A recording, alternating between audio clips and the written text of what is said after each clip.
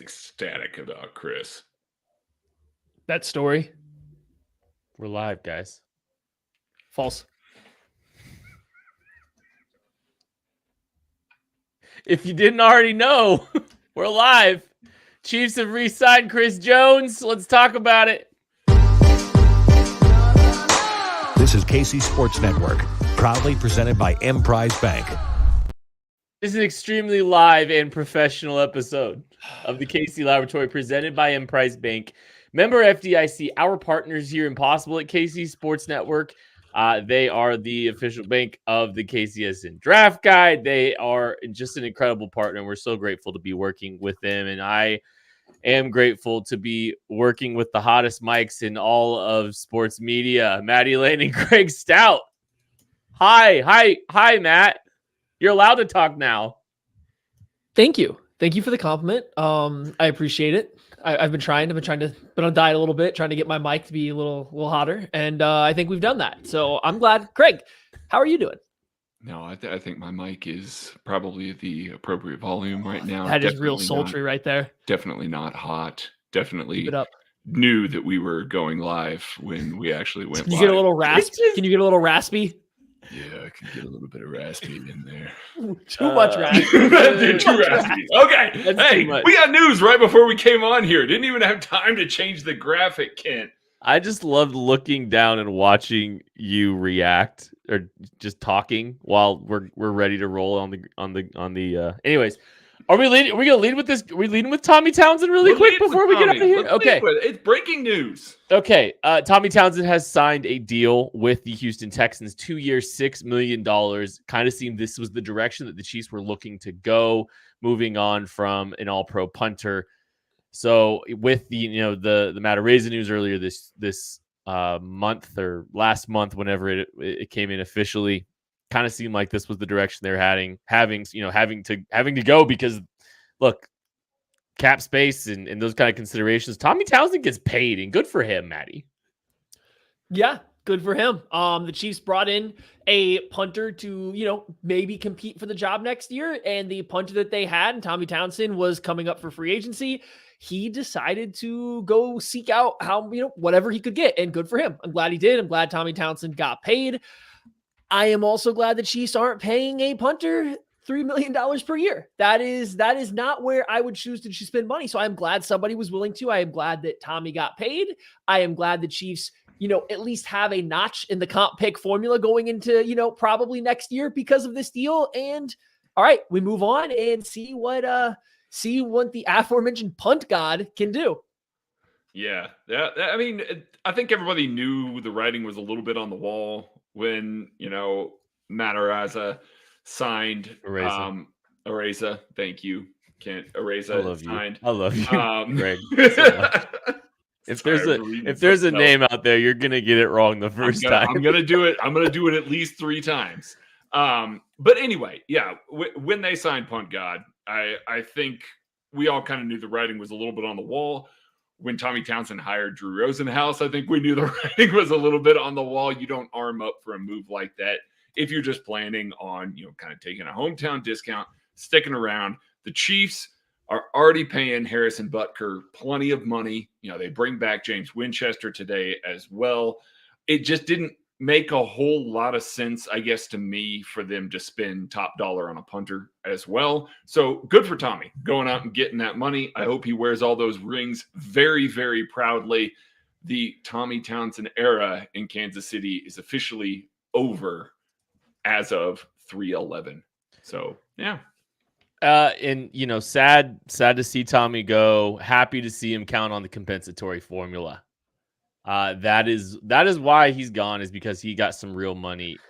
Tommy Townsend is the first player on the board for the Chiefs and the first departure, I believe, for this free agency. He's actually counting towards the compensatory formula. He would fit on there as a 7th round pick. If you don't know what the compensatory formula is, it's probably worth reminding everybody as we're going through this really quickly, because you're going to hear things like, well, he's a 3rd round pick. The Chiefs get a 3rd round pick for him, or they get a 4th round pick for him. Compensatory formula basically calculates the number of players you bring in, and you run it against the numbers that leave your program, leave your team. And when that happens, if you have an offsetting amount where you lost more than you gained, you can get compensation in the draft based on how many and what type of contracts, didn't offset each other. Tommy Townsend could potentially net the Chiefs a 7th round pick here in a little bit. Okay, let's move on here. Chris Jones officially re-signs. We have some more figures on the Chris Jones deal. Starting to get, a bigger picture of what it really looks like. Think it turned out pretty well for Chris Jones, as it would seem. Like we kind of wanted to wait to see some of the numbers. Chris definitely got the bag. Maddie, we haven't heard from you yet on the Chris Jones situation. Want to give you You're a chance late, here to Maddie. just to talk a little bit. Yeah, thanks for coming to the breaking news team's assemblage. Guys, the Chiefs signed Chris Jones very late at night, right after my kids decided they were sleeping on the living room floor right outside my office door. So I could not participate. I got in the chat. I was waiting for Kent to acknowledge the Katz brothers, who did a phenomenal job. Some of the best agency work one can do over the past 2 years. And Kent has done nothing but drag them through the mud over the entire process. And they have done a phenomenal job. They got their client so much extra money from the team he wanted to play for, from the team they got the Chiefs to come up, not all the way to, I assume, what Chris Jones would get in the open market, right? But they got the Chiefs to continue to bring their offer up and up and up and up and up until it was finally the point that he wanted. And they added a bunch of guarantees. They make him the highest paid D tackle. They paid him a ton of money. So the Chiefs go out, they get their best defensive player back. That is their big move to start this free agency period with. I am shocked that they did it. I am absolutely shocked that they came up to whatever his asking price was. The only other player that's made the Chiefs budge at all, but let alone a significant amount, has been Patrick Mahomes in like the middle of his prime. And they are now going up and paying the most guaranteed money for a non-quarterback, I believe, for a guy that's 30 years old on the defensive side of the ball, the position that falls off early. Like I'm very surprised they did it. So they got their best player back, and we'll see how it goes from here, I guess. I think I have more reservations than you guys do because I'm hesitant about a defensive tackle that's 30 years old. The history, if your name's not John Randall, is not on your side after the age of 30 playing that position. So if by next year his play drops to being very good instead of being the best in the league, you're all of a sudden at a pretty significant overpay, and it's all guaranteed. You have to eat some dead money going into year 4 if you want to move on. There's a risk there, but the reward is you get the best player on your defense back. You get one of the top 2 or 3 players in defensive players in the NFL. So they took their risk reward. They made their move for it, and we'll see how it plays out over the next couple of years. Yeah, my day job is in risk management. Like, there's a lot of it that I have to do, and there's a lot of risk here. Absolutely the case. I have an article dropping on the KCSN Substack tomorrow. That's kcsn.substack.com. That's looking at Chris Jones as a percentage of the cap. I know that we're all very focused on the amount of money, how it's kind of laying out here. I would say that some of the worries are a little bit overblown. Yes, fully agree with the whole, hey, you're paying a defensive tackle over 30. Historically, those things are not things that work out for the teams that do them. I totally get it. However, I've seen a lot of people that have taken the hard stance that, hey, this contract is going to prevent them from signing other players in the next couple of years. Obviously not this year. His cap hit is very, very, very low in year 1 here. It's $7.3 million. There's plenty of room that's still there. As a matter of fact, Chris Jones is on the books for Kansas City already with L'Jarius Sneed on his tag, and they still have a little bit of cap room. They can still make more, but they still have a little bit of cap room. So they've already fit him under this year's cap. I see a lot of people that are looking at that $34.8 million cap hit next year and the $41.1 million cap hit next year. Just know it's not as big of a deal as you think. And if you were okay with Chris Jones playing in 2022 and 2023, if you didn't think that they were really limited by the amount they were spending, it should be a lower percentage of the cap under this deal than it was their past 2 Super Bowl years. So be on the lookout for that. I'm going to look at some other defensive players and all of that. I think the percentage of the cap wise of this is a little bit overblown. I totally get the 30-year-old DT thing, but the percentage of the cap part of it is a lot smaller than people think. The 2026 cap per over the cap is projected to be $284 million. If that gives you some. Yeah, Spotrax got it at 292. And they've typically been as of late. Yeah. Okay. Well, and so I guess I want to ask, and this kind of ties a little bit to this kind of ties into some of the stuff with free agency, right? I mean, if you look at some of the contracts that have been handed out today, I think you've got to feel a little bit better about the number and the figure that Chris Jones received after seeing what some of the other even D tackles in the market. Christian Wilkins to the Raiders on a 4-year, $110 million deal. $84.75 million guaranteed for a guy that's 15 months younger than Chris Jones and not nearly as good as Chris Jones. Still a good football player, don't get me wrong, but Chris Jones is a very, very good player as well. Does the way the market has played out make you feel a little bit better about this, Matthew? I mean, it's not a feel better or not feel better. It's fine. They've done it. You move on from it. But I sit here and look at what Aaron Donald's play has been since he turned 30 on his deal, and I don't think it's been $8 million better than Quinnen Williams. So if I'm comparing it to that, then no, I would rather have the younger defensive tackle that's $8 million cheaper. Now, the Chiefs wouldn't have a chance to get Quinnen Williams. They wouldn't have a chance to get these other guys. They would have been paying Christian Wilkins what he got, and then that gap being smaller, what he get 27 and a half, which I'm sure we're going to talk to it. 27 and a half. Yeah. Right. $4.5 million less. Yeah.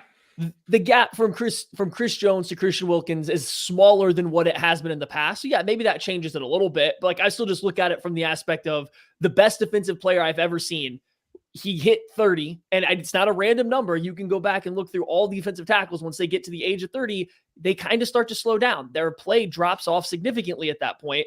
And I see the best defensive player I've ever seen get to that age. And just like all these other defensive tackles before him, besides John Randall and Reggie White, if you want to call Reggie White a pure D tackle, their play drops off. And now it doesn't mean Aaron Donald isn't good. He's still one of the top 5 defensive tackles in the NFL, but he's no longer number 1 with a bullet, right? He's no longer the top guy. He's on the same level as guys making a lot less than him. So I think we got to see when they signed the deal, there was a big gap still between Chris Jones, Aaron Donald, and everybody else. Christian Wilkins hit right in the middle, and that makes it look a lot like a lot better, right? That makes it look a lot closer. Now, if you're having to decide between the two of them, you probably lean towards Chris Jones, and it's not like Christian Wilkins is a spring chicken. He's also 28 years old, I think, coming into his deal too.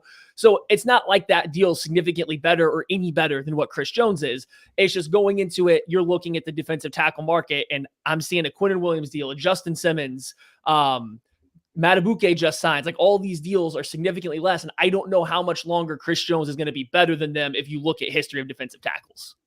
I mean, yeah, the way that it's going to be, and I've kind of been thinking about this as the past couple of days have gone along with Chris Jones. We saw Chris Jones's best year as a professional 2 years ago. We absolutely did. Yeah. Played the run really well, rushed the passer really well. He was playing for money that year. And I mean, that's not a problem. I don't mean to make it sound like it's a big deal. Dudes should play for money. That's exactly, they should go get every dime that they can. Held out last year, did not get rewarded for having the best year of his career last year. And the Chiefs turned around and went, okay, well, we're going to stack a whole bunch of incentives on a 1-year deal for you. And now all of a sudden, Chris Jones, our buddy Nate Tice, kind of looked at it, doesn't really play the run for quarters 1 through 3. He's sack hunting because he's got an incentive out there that says, hey, if you hit this number of sacks, guess what? You get all of this money.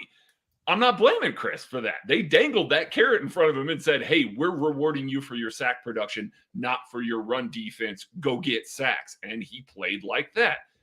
I'm wondering now, he's financially secure. This man is incredibly financially secure now. He hit the last monster contract that he's going to hit as a professional. He got top of the market money. Do we see the same guy from 2 years ago when Joe Cullen came in here and said, okay, this is how I want you to play. This is what we want to do.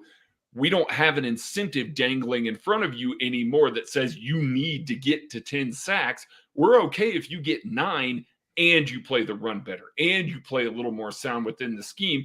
He's a lot more stable now and more of a leader now. I do wonder if the mentality shift for Chris is going to be a little bit different than we saw last year, if it is a little closer to what we saw 2 years ago, where all three of us were sitting here going, well, holy crap, he just made us eat crow because look at the way the man played all year long. I wonder if we're going to see a little bit more of that because he's not as worried about, hey, I got to make sure that I get that 10.5 sacks because that 1.25 million is going to hit my pocket. No, he's got guaranteed money now. He can play a little more free. I just wonder if we see a little different version of Chris that's closer to that one, which more than makes it worth that amount of money if he even has one season that gets close to that one. One other funny thing, just thinking about it and doing some quick research, Reggie White built very similarly to Chris Jones too. Long, dense, that's a very similar frame. Both of those guys, and I think the ways Chris wins he's really good hand technique, could help him sustain for, a decent period of time. That's just one little quick caveat. Let's move on though. Let's talk about just the overarching free agency, frenzy that we've seen over the last 9 hours. A lot has happened. The Chiefs haven't done anything. But there is one, before we get too far into anything else, there is a little bit of buzz surrounding the Chiefs in the wide receiver position. This is just very recently Jeremy Fowler. The Chiefs, among others, remain interested in free agent receiver Darnell Mooney, who had a 1,000-yard season under Chiefs offensive coordinator Matt Nagy from their day with the Bears. It looks like, I don't think anybody's surprised that the Chiefs are interested in Darnell Mooney. Seems like they are very much playing in this wide receiver tier. The only one off the board for so far really in the receiving room is Gabe Davis. I don't know. I'm not surprised at all that the Chiefs are interested in Darnell Mooney, Maddie. Yeah, I think that I think they're probably interested, but it says right there, right, from Fowler, if they are interested. The way that tweet reads to me is that the Chiefs offered something out there that wasn't as good as Darnell Mooney wanted, and maybe some other teams did too, and that's why it hasn't been done. So yeah, there's like a chance that he comes to be a Kansas City Chief, but right now their offer isn't up to stuff with what he wants. That's the way I'm reading it, is that the Chiefs are interested, but at their price, which is how they generally usually act on free agents and stuff like that. And he's not sure if he wants to. I think that there is a very good chance that the two sides could come to an agreement and Darnell Mooney comes and plays for the Chiefs. But also, we've only seen really 1-2 wide receivers, if you count Kendrick Bourne going back to the Patriots, come off the board yet. The market's slow, but that doesn't mean that there's not a bunch of teams. Like, no one's filled their wide receiver needs yet either. There's still any team that needs a wide receiver is still wide open for this, right? So he very well might get a better offer coming up. It's just the way it reads, the way that it specifically calls out the Chiefs makes me a little hesitant to buy in, like start to get very confident that it works, because usually when only one team's attached to a free agent name, it rarely goes just that direction. Yeah.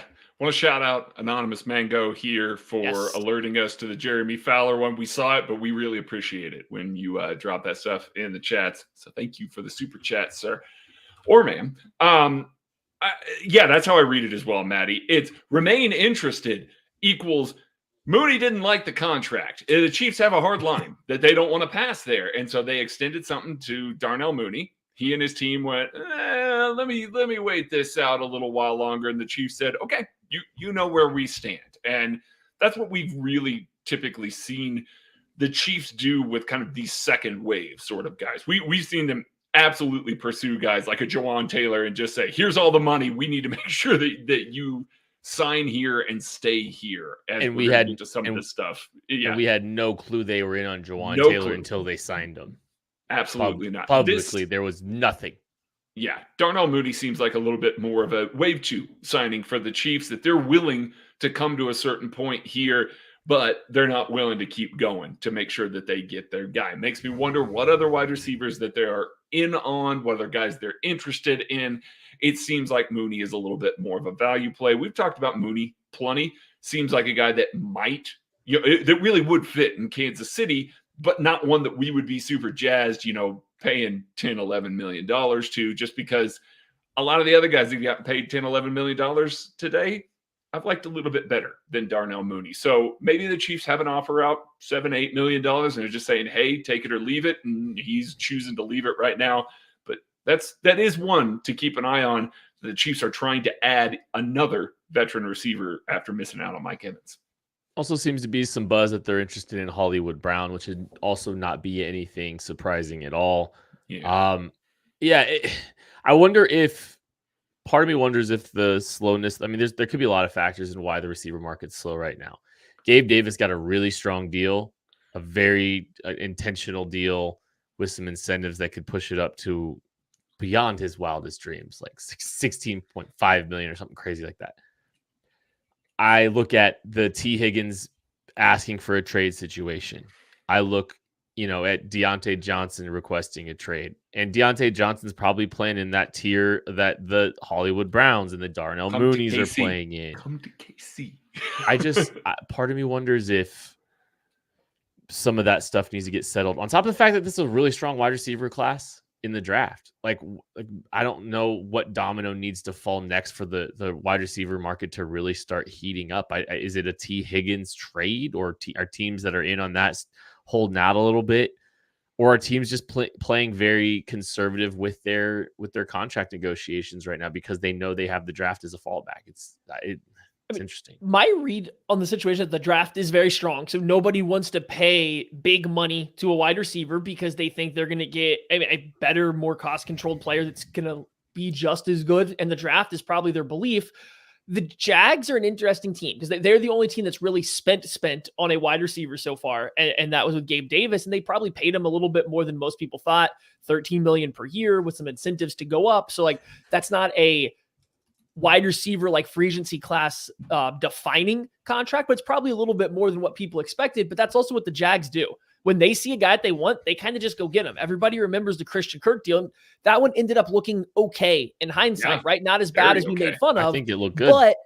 But in the moment, they were kind of ripped for it because it definitely seemed like they didn't play the game. They just went out to the money. And you look at their other moves they made. Darnell Savage for $7 million. Like, they've gone out and just kind of paid the guys they've wanted for this free agency period. And that's what they do. So I don't think the Gabe Davis contract is changing anybody else's, but everybody else is operating slow. So I think it's just because the draft is looming. Nobody really wants to lock in big money to these wide receivers. And then I think furthermore, and this might even be a bigger thing and more for overall wide view, look at the positions being paid: running back, offensive guard, D tackle, right? Crazy. The NFL's paying up the middle. The NFL's paying positions to defend the run and to run the football. Tackles, it's not ever a strong offensive tackle class, but they're not flying off. They're not flying. The ones that are out there aren't flying off the board, right? They're not getting tons and tons of money. The wide receivers aren't going. It's kind of been the interior guys right now. So it's just a weird spot where the NFL is, where they might be valuing the run game a little bit more in this free agency period as more teams transition back to trying to run the football to beat the too high defense evolution that's been happening. I want to jump in there because there's an interesting thought, but I also heard someone make a really interesting point about the guard market itself, and it may not be as much correlation as we think to the run game as much as it is. I saw someone say this: the guards hit the market more. A good quality guard is what hits free agency a lot more often than some of these other positions. So teams with money to spend can typically go try to get quote unquote a blue chip player or near a blue chip player, because a lot of teams are letting guards walk to try to account for, their own cap constraints. So I'm not ready to completely go oh, this is a callback to running the football as much as there's just a lot of guards available more than probably other positions. And that's why they're getting paid. Well, and to kind of tilt the other direction here, I know that there's a lot of quality running backs on the market, but there were last year. The NFL banded together. Do you guys remember that the running backs held a Zoom call to all get together to be like, can you believe that they're treating us like this? Hey, the league was right on Austin Eckler, though. They were right on Austin Eckler. But I mean, but there were a number of guys, Josh Jacobs, Saquon, that were so angry about not getting paid, about teams not offering them contracts, about being basically pushed down and said, no, we are not paying running backs. Day one of free agency opens, and it's not oh, somebody paid a lot of money to Saquon. Okay, cool. I get it. You had one team that's in there. Every running back got paid today. All of the free agent running backs, basically, they lined them all up and said, all right, you're all getting paid. After what we did last year, you guys earned it. Here you go. Josh Jacobs gets paid. Austin Eckler gets a little bit of money as well. Who's it? Motor, got paid a little bit as well. Haven't seen this theory. Yeah, Tony Pollard did. This has been the philosophy for NFL teams for a little while now. You just let those guys walk. You do not pay them a second contract. You just kind of let them float out there. Bad teams pay them second contracts. Everybody paid a running back in free agency right now in day one. That's the most surprising part. And then, yes, the interior offensive line. Robert Hunt is making $20 million a year right now. Robert Hunt. I liked Robert Hunt coming out of the draft. I don't like Robert Hunt at $20 million. That's period. Jawan Taylor money. That's Jawan Taylor He money. got more guaranteed than Jawan Taylor. That's insane. That is absolutely insane. Mike Onyewu gets $19 million. Yeah, thank you. Lloyd Cushenberry turns around, gets $50 million. That's you got 12 that one and a right. half a year. Thanks. That one's an easy one. So, I mean, like, there's a lot of things like that I'm looking at, and I'm wondering. I know we've heard a lot of rumblings about Trey Smith. The Chiefs aren't moving on from Trey Smith or anything like that, but it looks like one of those deals. We were talking about, Trey's probably the one that's going to be out because the Chiefs aren't really going to want to match what they've got if they're going to pay Creed as well. And they've already got, they've got Joe Tooney under contract and all that. Trey Smith at this amount of money, go get paid. Yeah. Just go get paid. So, I mean, it's been a little bit of a stark turn looking at the way that the NFL has approached day one of free agency here, leaving the wide receivers basically out to dry, leaving the corners out to dry a little bit. It makes sense in this class, but especially focused on interior offensive linemen and running back. That's just surprising to me. Per Charles Goldman, the wide receiver market is moving at a snail's pace because guys aren't getting blown away by offers. And Charles Goldman also says he expects to see lots of guys re-signing with their current teams because of this. Something definitely worth monitoring. Definitely worth monitoring, especially as the Chiefs are trying to solve their wide receiver issues. There are plenty of other things that have happened today in the free agency frenzy. We'll talk more about them right after this. We appreciate you supporting KC Sports Network by listening to our podcast. You have helped us become the highest ranked Chiefs podcast network in 2022 and 2023. And don't forget about our daily Substack newsletter, the best written analysis you can find on the Chiefs straight to your inbox every day. kcsn.substack.com. If you want 3 months of access to KC Sports Network Substack, you can pre-order the KCSN Draft Guide with the link in the description of this show. You get the KCSN Draft Guide, which is 300 plus pages of Chiefs-specific draft content that I'm sure you're going to want for draft weekend, but you also get 3 months of KCSN Substack, which is going to have all the breakdowns of the free agents. Craig's article about Chris that he was just talking about a minute ago. You get access to that and all kinds of other sweet content as this thing rolls along. So make sure you're taking advantage of that. Link in the description of this show.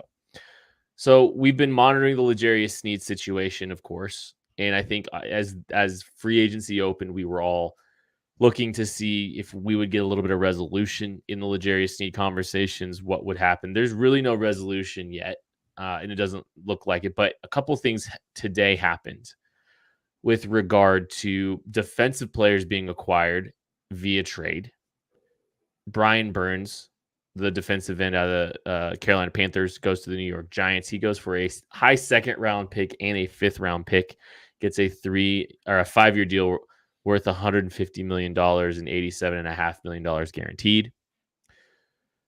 But the most interesting one, I think, they're both interesting. But Carlton Davis, the cornerback out of Tampa Bay, goes to the Detroit Lions, one of the teams viewed as a suitor for L'Jarius Sneed's services. Goes for basically Carlton Davis, 2 6th-round picks go back to the Lions, and the Lions give up a 3rd-round pick. So the Lions get Carlton Davis and 2 day 2 or day 3 flyers for a late 3rd-round pick that they have in this year's draft. Between a young Brian Burns, who plays you can argue it's probably a more premium position because of the way those guys get paid. You can argue that. Correct. Still a premium position is the cornerback position, but Brian Burns is getting $30 million APY, and L'Jarius Sneed isn't breaking 20 if he stays with the Kansas City Chiefs this year. The disparity and the expectations for draft capital in return for L'Jarius Sneed, I think, tie to what Craig wrote about a couple weeks ago. A 2nd-round pick doesn't seem overly optimistic or reason for optimism. and looking at some of the compensation for these two trades today, I think that mutes the expectations that you might have for what L'Jarius Sneed could bring back in a trade. I mean, I think it does, but I don't think that's the general theme. Just like of looking, what Chiefs fans are saying publicly out on social media and stuff. I think a lot of people see the Carlton Davis trade of him going for roughly pick 98, a late third round pick, like in the comp pick formula range. That's what he's going for. Yeah. People see that and immediately their mind goes, L'Jarius Sneed's a lot better, so he's going to get a lot more. And while I agree he's better and would get more on the trade market, what is a lot more when we're talking about draft picks for a corner? Does that mean he's going to be a mid-third? Does that mean early third? Does it mean mid-second? Like, it depends on what your definition is going to be of a lot more. Because Carlton Davis, when healthy, is still a cornerback one. He's not just a cornerback one. He's a cornerback one that has spent time shadowing wide receiver ones. It's actually a relatively good comparison point. And Sneed is better, and he has been healthier, barring whatever is going on with the knee. We have no information on, what the NFL teams do, if there's an actual issue with the knee, or if it's just a point that teams wanted to talk about. But it's a pretty good comparison between the two. They both have done similar things. Carlton Davis, when healthy, very good man coverage corner. Excellent at it. Even this past year, even though he missed time last year, he was excellent in man coverage again, lining up against wide receiver one. So it's a good baseline to start. And the baseline to start at is pick 98. How far up do you go from there? That we won't have the answer to. I just think looking at it, you're losing the one team that everybody was pegging as, here's your first round team. Here's the team that's going to be the most interested. Here's the team that needs him the most. And they go and trade pick 98 for a different cornerback one. That doesn't mean that the Chiefs have nobody else they can trade with. They obviously do. I think the Falcons signing Kirk Cousins keeps them squarely involved. They also lost Akuda from last year, who went and signed with the Texans, I believe it was. There's other teams. The Falcons are one that keeps coming to my mind. The Colts are still out there. It's just the team most linked to paying the most, giving up the most for L'Jarius Sneed this entire time, just traded pick 98 for a different corner one. I do think we maybe do need to adjust a little bit and say, maybe the NFL's more in line with the piece that Craig wrote about where the NFL values non-Jalen Ramsey and non-Darrelle Revis cornerbacks. I mean, L'Jarius Sneed's a better cornerback right now than Yeah. Unequivocally. And so I know a lot of people look at the Carlton Davis trade and it's like, okay, so that's for a third. L'Jarius Sneed should get a second. And again, I hope that's the case. I really hope so. I know that we all were hanging on the Diana Rossini report that it was, we're waiting to see what the Lions come up with. We're waiting to see what the Lions come to the table with. If they're willing to offer pick 29, that made me go, oh man, I think I'm off base here. I think the historical aspect of this doesn't matter, and it still might not. We'll see. There are still plenty of teams that are in the market. That certainly hurts the opportunity to go get it. I think at this point we can probably table the first round draft pick entirely, because there should not be that big of a gap between two corners that are essentially the exact same age and have been playing at a high level. Go ahead, Ken. Yeah. Well, if you remember the team that had the quote unquote first round pick in this deal was Diana Rossini saying, well, 29's on the table for L'Jarius Sneed. Pick 29 with Detroit's on the table for L'Jarius Sneed. And she also added a comment that a lot of teams were trying to get a feeler for how much Detroit would be willing to give up. And correct. Detroit gave up a lot less than anybody was expecting. And the talk of pick 29 seems ridiculous right now when you look at what the Detroit ultimately gives up for, agreed, a lesser player. But and to be fair, to paint it the completely opposite direction here, the Colts or the Falcons or the Vikings, could have a second round pick on the table that they're saying, hey, sure, we're willing to give it to right now, which means if Detroit is interested, they would have had to give up a one, to get up above that. Maybe it's a future one, maybe it's something like that, but they would have had to give up a first round draft pick. And so from that regard, Rossini might be, feeling out the market and going, hey, if they're one of the four teams interested, it's going to be this. And the Lions may have kind of looked at their entire strategy and said, nah, we can't give up a one. We can't come off of that. We got better plans for that pick right now. Carlton Davis is our fallback plan. So that second round pick could absolutely be on the table here. But the fact that it was so late, it's the value of pick 98. Like it's really tough. It's not just like, oh, they barely skirted into the third round because they're so far up in the third round. That was almost a fourth, like with all the return and everything like that. And Yeah, on some charts, it is. So it's about the value of a comp pick. It is. So I don't know. It's thrown more questions into the equation than answers. Just to kind of button that up, our guy Charles Goldman also said, the longer that it's out there, the longer that they don't make a move, that the longer that there's not a trade, the more likely it is that he returns to Kansas City. He absolutely could. And at this point, if the Chiefs are looking at that and going, oh, maybe Carlton Davis reframes the market a little bit. Now teams pull back some of the stuff that they've gotten, and they're like, well, now it's a third. The Chiefs go, oh, no, he's worth more than that to us this year than a third-round draft pick, so we'll just go ahead and keep him. So I hope we find out that scenario is true, not for L'Jarius Sneed's sake. I hope he gets paid all the money in the world, but selfishly for the Kansas City Chiefs defense sake, having two of the best corners in the league right now, still playing on your team, alongside Chris Jones would make this offseason pretty sweet, even though they didn't go out and sign a whole bunch of new free agents. Yeah, and maybe there's a multi-year deal that the Chiefs can come to with a L'Jarius Sneed. Maybe all of this helps him identify and realize his market a little bit better, and he comes to terms with the Chiefs on a 3-year deal, so the Chiefs can keep him for the rest of his 20s. Ideal. He can get a nice contract. Maybe I think we're going to find out two things. Either the market's not particularly strong for L'Jarius Sneed in a tag and trade scenario, or Detroit didn't have the ammo necessary really to go and be in that market, so they moved on. There's really only two scenarios when it comes to L'Jarius. I think it's either, or I mean, I guess him staying, obviously, but when it comes to that scenario, maybe the Lions just were out because they weren't going to be able to afford the compensation. But I don't know, man. I have a hard time believing that. Brian Burns just went for the value of roughly the 36th pick in the draft, which is still a high too. Yeah. So, 25-year-old, like the second most premium position, second or third with offensive tackle, right? Defensive end, offensive tackle are right there after quarterback. He's 25. He's been healthy. And he just goes for a second. Wasn't it a future fifth even? Or was it a fifth this year? I thought it was a 2025 fifth. It's a 2024, I believe. Okay. I believe it's a 2020 because I was looking at draft tech right now, and I believe the Giants' fifth has gone to him. Gone to them, 2 and a 5 for that guy. And so it's just, I don't know. I think that also says in the greater picture of the draft, the teams love the top of the draft. Teams don't want to come off of high picks right now.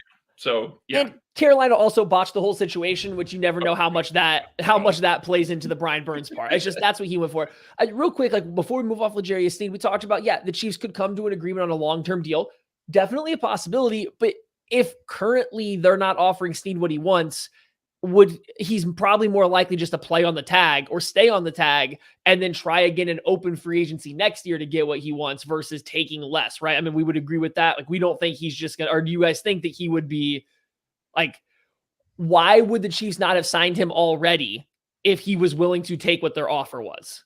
I would agree with that. I think he's feeling out the market a little bit now. I think teams, the caveat here is that teams know they have to trade for him, and the Chiefs probably have a line, probably have a draft pick. It's not like, oh, we have to make this trade to get under the cap. Again, their top 51 right now is under the cap. They don't have to make a single move before Wednesday to be cap compliant as it stands right now. So I think the Chiefs are not in any urgency. They want to make teams come to them for this. They're fine with L'Jarius Sneed playing on the tag and letting him walk next year and go to free agency and all of that. That's part of the three-peat plan, Matty. But yeah, to your point, if the deal was close enough to what he could get on the open market or close enough to what he could get in a tag and sign scenario, he would have signed with Kansas City already. He loves being here. Yeah. Spags loves him. So I don't think they're close. No. So, and that was my point, I guess, is if he's playing on the tag, how do you guys feel if he is playing on the tag this year going like through into the season? If he's just playing on the tag, I mean, ideally, I don't love it. I'd love for them to try to find some kind of 3-year deal that's really a 2-year deal kind of scenario, just so they can mitigate some of that risk with the knee, but still get a premium player for the remainder of his 20s. I don't know. I'd be a little surprised if he played on the tag though. Right? Like it doesn't, especially after they just shelled off over so much money to Chris Jones. I remember that L'Jarius Sneed contract that $20 million is guaranteed. So I have a hard time believing they're going to do that. That's my holdup. I struggle to see the path to really, if you're playing Sneed on the tag, I struggle to see the path to how you are going to help the offense very much in free agency. Now, Brett Veach, this team, like they get the benefit of the doubt. They will figure out a way. There's still plenty of time in free agency. This is nothing to do about the Chiefs not making a move today. This is entirely about how much cash is being spent on Chris Jones and L'Jarius Sneed if he's playing on the tag right away.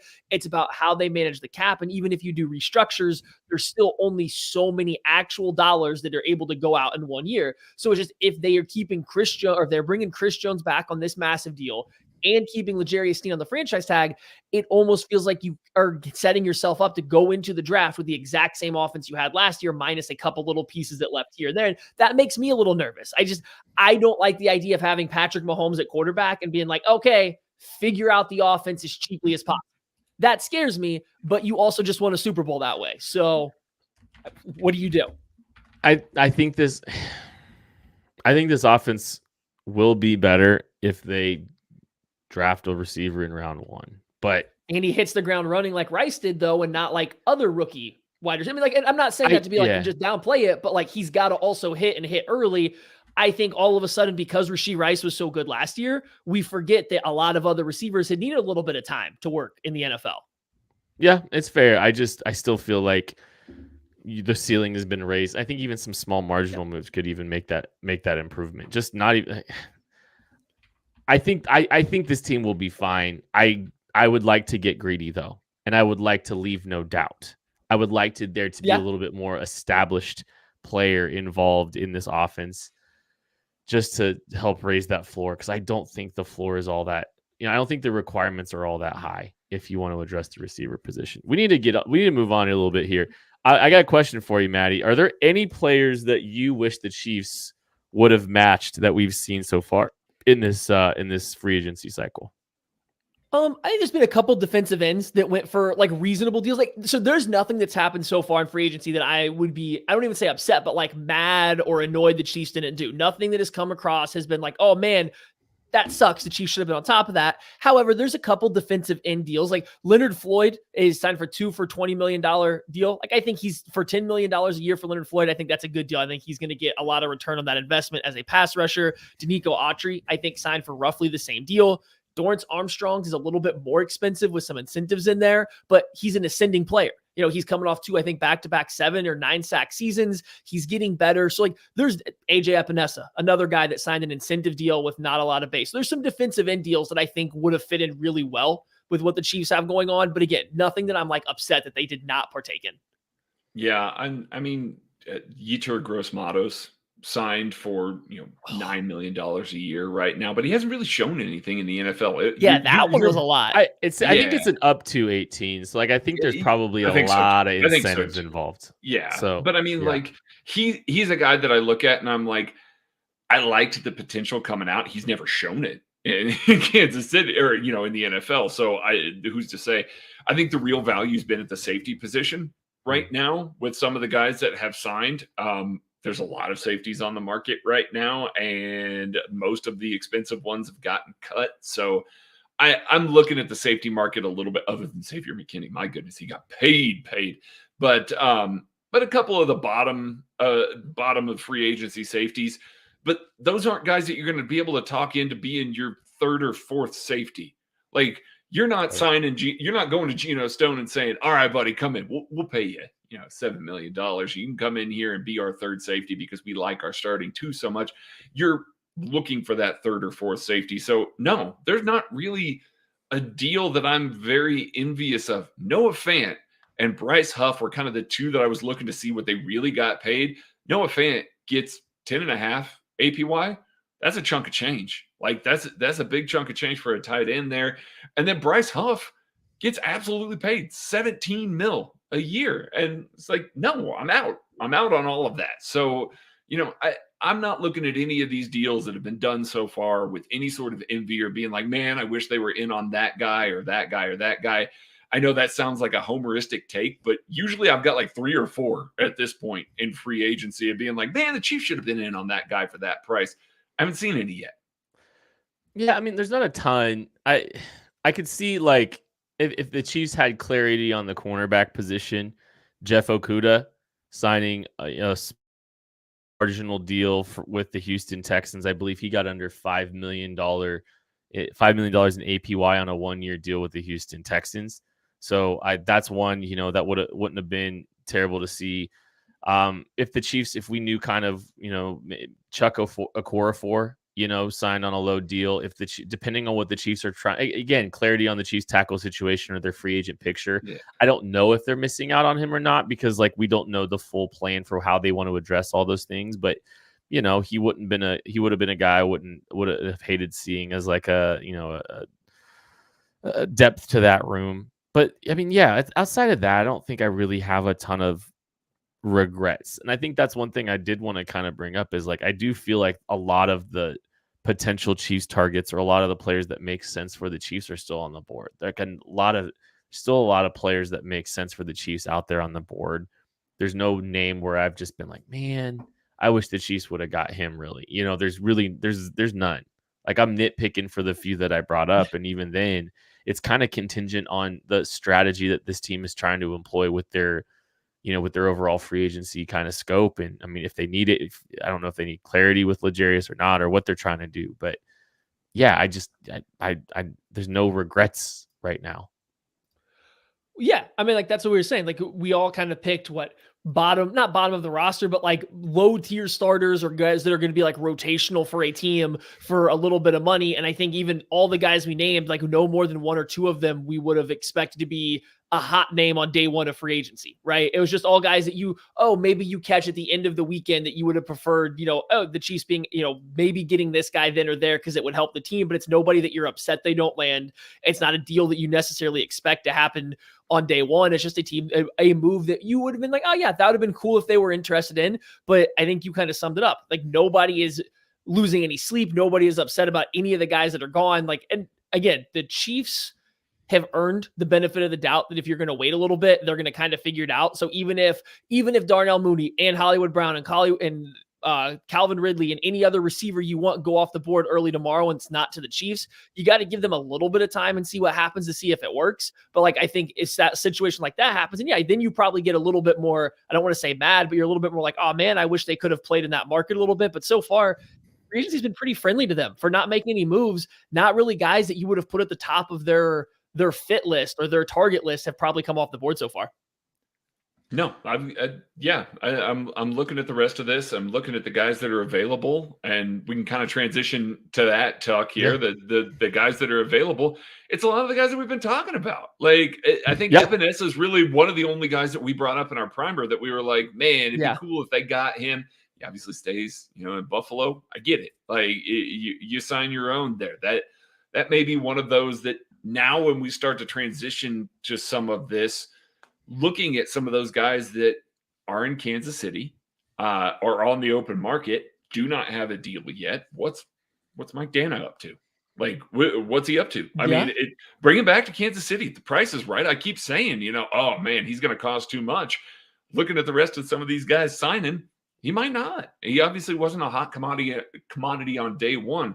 So again, I know it seems very simplistic here, but the longer some of those Chiefs are on the market, the more likely it is that you just say, hey, come on back. Come on back, Turk Wharton. Come on back, Mike Dana. Let's rebuild. Let's keep this defensive line cohesion largely the same. Joe Cole and Steve Spagnuolo love you. You love winning rings. Like, come on back. So I do think that, building out the bottom of the roster, what we were just talking about there, I think that can still happen with a lot of the same guys that they've got here. It's about what are they going to add? Are there going to be any real significant new additions? Or is this just going to be the year that they say, hey, we paid Chris a whole lot of money and we're keeping him, and that was our big splash signing this year? And that could be the case. Tucker, can we please go back to should KC have matched really quick, please? Thank you. I just found out of the AJ Epinesa news as you were just you mentioning it was the AJ Epinesa move. I would have done that one. That's my one. It looks like base value of $7 million in the first year. of the deal and could be worth a max of $20 million over 2 years. That's my one. I really would have liked him to, fitting into this team. So that's the one. I didn't know that he was off the market. I thought he was still available. We can go back to best available, though. My apologies. I was very disappointed to hear that. One of my favorite targets that I didn't know was a target happened today when the Green Bay Packers released Aaron Jones, the running back. I would be very interested to see him in the mix in Kansas City as a player that, could kind of complement Isaiah Pacheco well. Maybe playing a little bit less could help him keep him a little bit healthy. Yeah, I think he's a good kind of, a complementary player to what Pacheco does. Some value in the passing game, good runner, different running style. I would really like to see Aaron Jones in Kansas City. If he wants to come chase a ring, I think that would be absolutely wonderful. So he's one of my best available and one of my favorite available players. But the receiver room, the receiver market's been slow, and that's good for the Chiefs, I think, because that means the market's not very hot. That means the Chiefs could potentially find somebody that in a reasonable price point that makes a lot of sense. So, yeah, I don't know. I again, I think there's a lot of players available to the Chiefs that, the market's still really good for them. Yeah, I think there's a couple running backs. The running backs got paid, so I'm a little scared to how much these guys are going to get because, even not bad, but low end starters, we're getting $8 million a year, and that scares me. So I'm a little nervous about. I'm a little nervous about dipping deep into the running back market unless they were talking a couple weeks from now, and whoever's left, Zach Moss, Aaron Jones, AJ Dillon, Deontay Foreman, whoever's left a couple weeks from now when there is no more market at all, nobody you're competing with. Yeah, sure, throw them some dollars, but right now, while a lot of teams are probably still playing, I might avoid them. But I do love Aaron Jones. I think he fits really well. I think we've talked about the wide receivers, and there's even still some of the lower line guys. Tyler Boyd still available, Josh Reynolds, KJ Osborne. These are a bunch of guys that I think a lot of Chiefs fans had mentioned at various times as sneaky, undervalued or underrated moves the Chiefs could make. A lot of those guys are still available. The wide receivers that have gone off have been Kendrick Bourne, Gabe Davis, Devin Duvernay, and maybe Noah Brown. There seems to be mixed results on if Noah Brown signed back with the Texans or not. I believe he did, but some places don't have him listed as off. But I'm just that's it. You have the entire wide receivers are up, and then same thing with offensive tackles. You still got whether you want to give Bakhtiari or Tyron Smith a chance, if you want to have them in for a physical, just see if they pass. Just see if they pass. I don't know how I feel about that. I'm a little too worried about them holding up, but they're both out there. Mekhi Becton, same thing. You got to give a physical, see if he's going to be able to pass. Yash Nijman is another offensive tackle that has been held captive in Green Bay as this awesome swing tackle for 3 years, but never given the starter role. So there's some offensive tackles out there as well. Again, like Ken said, it all sets up pretty well for the Chiefs if they want to kind of keep waiting a little bit and see what deals they can find. David Bakhtiari is 33, which isn't that old for an offensive tackle, but he's played 13 games in the past 3 years. Bad. And 2 years ago, he played 11 of those. So, so we need to look at, hold on, how many turf teams do the Chiefs play? That's the real question. How many games on turf do they play? Because I think he refuses to play on the turf, right? He refuses to play on turf. Yeah. Hold on. Yeah. Let's find out. I don't think. That's not. I think Bakhtiari's too far gone. I think he's too far gone. Yeah, I would rather take a swing on Tyron Smith if you were taking a swing on an injured offensive tackle and hoping to milk a year or two out of him there. I don't know. I don't know if we're going to see that kind of ad right now. It was interesting to see Bakhtiari get cut. I think Packers fans would tell you it's a couple years too late. He just has not been able to stay healthy at all. So we'll see. We'll see here. I'm not. A lot of the positions that flew off the board, again, running back, interior offensive line, defensive end is really the only one that I thought that the Chiefs could add, but it wasn't like they were going to splash. They weren't going to be in on Brian Burns. They paid Chris Jones. They weren't going to be in. You're saying they're not going to be in on Chase Young? They're not going to still available. Depending on what he gets, I think his market is lower than what everybody else thinks. But we'll see on that. But no, their defensive ends at position I can see him adding, but again, not splurging on the ones that I see them actually, throwing a little money at, which would be offensive tackle, wide receiver a little bit. I just don't see the real, those guys haven't flown off the board in the same sort of way. So I think the Chiefs are still good from a best available standpoint. If the Chiefs sign Emmanuel Ogbah and Aaron Jones, neither of them count against the compensatory formula. Just going to say that. But I think there's plenty of players available to the Chiefs right now. I like how it's sitting. I think they're going to be able to find some good players. And there really hasn't been any movement at the key positions. So like if a little action starts happening at the wide receiver spot, maybe that's when they start deciding to be a little bit more aggressive. Maybe they just need another move or two before they really start cranking up the heat a little bit on what they're willing to offer. The Chiefs did make 5 exclusive rights free agent signings today. Pretty standard stuff. Mike Caliendo, Cole Christensen, Jack Conklin, Malik Herring, and Najee Johnson all returning as exclusive rights free agents, essentially adding a year of league minimum to all these players based on playing time. So I honestly, it sounds dumb, but I'm excited. I mean, I think it was all expected. Malik Herring and Najee Johnson and Jack Conklin were going to be back, but I'm really excited to see specifically Najee and Malik back. Malik played some, quality reps for the Chiefs in the Super Bowl the last time we saw this team play, and Najee Johnson looked like he was making some moves to be, a contributor on the defensive side of the ball here. Yeah, I think I'm most out of that group, most excited to see what Najee Johnson can do if he can return to health. And that's the tricky part, right? He's coming off of a serious injury. He missed the whole year. But reading between the tea leaves coming out of camp, I think the Chiefs kind of had a pretty big idea for what he was going to do. I don't think the Chiefs loved what they were seeing from Josh Williams or Jalen Watson last year in camp, at least to a certain point. And that's why you started seeing Najee Johnson creeping up, getting more reps with the ones, the twos, getting, a lot of earlier and earlier reps with the team, right? And so if that was the goal, if the goal was to use Najee Johnson maybe over those guys or with those guys in some sense, I'm super excited to see what he has when he comes back. It's of all the RFAs, sign these tender, I think he is the one that stands out to me as maybe having the biggest impact. I don't know if Craig's going to talk much about him. So Malik Herring being back, also good. You got to eat some rundown snaps. That's an important one. You absolutely do. He's the perfect combination for FAU. He really is. He's the perfect guy to try and ease FAU into this, to try and take more of the snaps.